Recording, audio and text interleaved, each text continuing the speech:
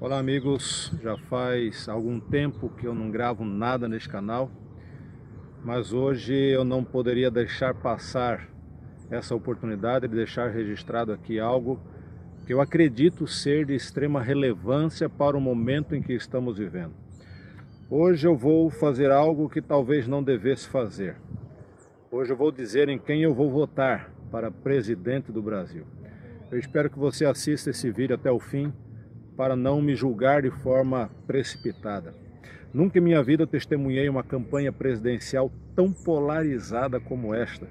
Ao todo, nós temos aí 13 candidatos, mas a disputa parece acontecer apenas entre 2 deles. A questão é em quem votar.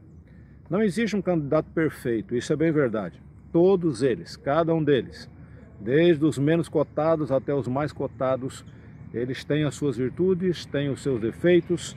Sendo assim, é nosso dever avaliar cada um deles, suas virtudes, seus defeitos, a proposta de governo, seu histórico político, juntar tudo isto e confrontar com os valores regidos pelo assim diz o Senhor. Mas que princípios são estes que devem nortear o voto de um cristão numa campanha política presidencial e governamental como esta? Olhamos para a Bíblia. O povo de Israel pediu para si um rei. E Deus concordou em dar um rei ao povo de Israel. No entanto, havia uma condição para isto.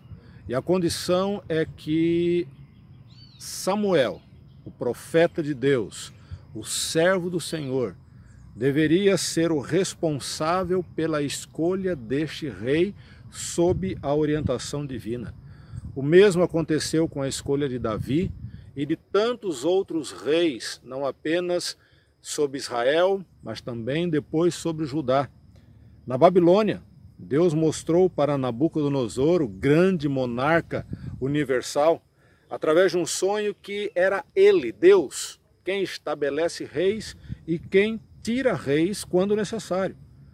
Deus está no controle da história e ele usa seres humanos para cumprir os seus desígnios. O problema é que muitos se eximem desta responsabilidade e confiam o destino de uma nação a escolhas de pessoas não designadas por Deus para isso, e acabam sofrendo as consequências de suas escolhas, comprometendo não apenas a si mesmos, mas a toda uma nação. Então eu diria para você, vote, mas vote consciente. No livro Fundamentos da Educação Cristã, na página 475, nós encontramos a seguinte declaração: não podemos votar com segurança por partidos políticos, pois ao assim fazer, nós não sabemos em quem estamos votando.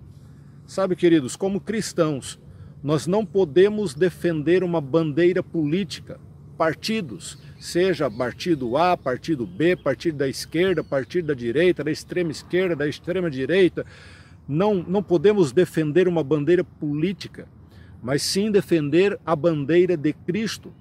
Nós não podemos trabalhar para agradar a homens que irão empregar sua influência para reprimir a liberdade religiosa e pôr em execução medidas opressivas para levar ou compelir seus semelhantes a observar o domingo como sábado. Este é uma citação do mesmo livro. O texto fala de valores cristãos. Neste caso específico aqui está falando sobre o sábado. Mas o que dizer de outros valores cristãos que hoje estão sendo destruídos, como por exemplo a família? Hoje o Estado obriga os pais a entregarem seus filhos com apenas 4 anos de idade para serem educados por terceiros, submetendo-os a todo tipo de influências que seria necessário um milagre para saírem delas incontaminados. Outro texto que nos norteia quanto ao voto é o que se encontra em Mensagens Escolhidas, volume 2, página 337. É direito votar em favor dos homens defensores da temperança, em vez de, por seu silêncio, correr o risco de serem eleitos homens intemperantes. Nesse texto nós temos 2 elementos importantes. O primeiro é o que norteia o nosso voto, o princípio de escolha, votar em homens temperantes, não em intemperantes, beberrões, mas o texto está falando em homens temperantes. O segundo princípio que nós temos nesse texto é que o silêncio permite que homens intemperantes assumam o poder. Por mais que a questão aqui seja a temperança, isto deve se aplicar aos demais valores que defendemos. Não podemos nos eximir do voto, pois ao fazê-lo, nós corremos o risco de serem eleitos homens que usarão sua influência para destruir valores estabelecidos por Deus. Por outro lado, se escolhermos mal os futuros governantes do nosso país ou estado, nos tornamos participantes dos pecados que eles cometerem enquanto investidos dos seus cargos. Em primeiro lugar, eu não posso me eximir da responsabilidade de votar, pois ao fazê-lo eu permito que pessoas inadequadas, pessoas que colocarão em risco os princípios estabelecidos por Deus para o seu povo, para uma nação, subam ao poder e governem o país.